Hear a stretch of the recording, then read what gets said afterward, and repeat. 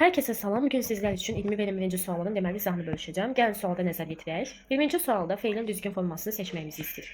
Biz baxırıq ki, sualda so feili var, yəni keçmiş sadə zamandadır cümləmiz. Biz bilməliyik ki, C feilindən sonra, yəni indiki sadə zamanı qeyd etdim, feilin birinci formasını.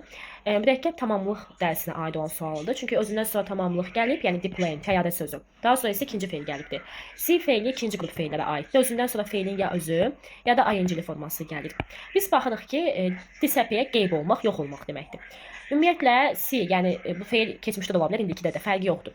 Özündən sonra tamamlıq və daha sonra feil gəlirsə, feilin qarşısında to yaza bilmərik. Qeyd etdiyim kimi, feilin ya özü, to-suz məsdər, ya da ing forması olmalıdır. A variantı yanlış. Zamana görə dəyişə bilməz, B yanlış. C-ni baxaq ki, was ing. Bu deməli keçmiş davam edici zamanda olduğunu göstərir.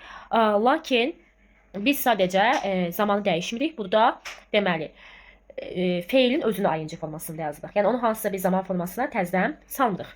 C-ni də çıxırıq. D-yə baxırıq. Yenə keçmiş bitmiş zaman görürük. Zaman formasına ehtiyac yoxdur. Düzgün cavab olacaq E. Biz səmaya baxdıq və təyyarənin buludlarda qeyb olduğunu, yox olduğunu gördük.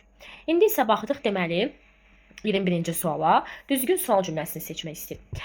Baxırıq birinciyə. Why did you buy this magazine? Sual sözü, köməkçi feil, mübtədə əsas feil. Bəli, bizim elə sual cümləmiz bu strukturda olmalıdır. Birinci tamamilə düzdür. İkinciyə baxırıq. Sual sözü, köməkçi feilimiz yoxdur. Köməkçi feil daha sonra mübtədə əsas feil olmalıydı. Did you bring olmalıydı. Daha doğrusu bought feili indiki zamanda buy olmalıydı. Buna görə 2 yanlış və 1 də götürdük. Deməli ya 1 3 ya 1 4-dür. Who did you play tennis with yesterday? Baxın, cümlənin sonunda söz önü varsa, deməli burada who sözünü tamamlıq funksiyasındadır. Və tamamlığa sual verdiyimiz zaman sual sözü, köməkçi feil daha sonra mübtədə əsas feil olur. Yəni buradakı söz önü bizə deməyə əsas verir ki, burada who sözü ilə birlikdə işlənən tamamlığın sualıdır. Yəni who kim deməkdir? Mübtədədən də sual ola bilər. Amma o zaman söz önü olmazdı. Çünki artıq burada kimlə deməkdir? Bu tamamlığın sualıdır. Dünən sən kimlə tenis oynadın? Tamamlığın sualıdırsa, sual sözü, köməkçi feil, mübtədə əsas feil tamamilə 3 doğrudur.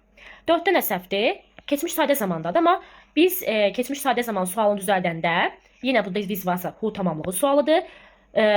Sual sözü, köməkçi feil, mübtədə əsas feil yazmalıydıq. Yəni elə 4-cü səhv formadır, 3-cü doğru formadır. Daha çox izahlar üçün kanalıma abunə ola bilərsiniz. Məni izləməyi unutmayın. Sağ olun.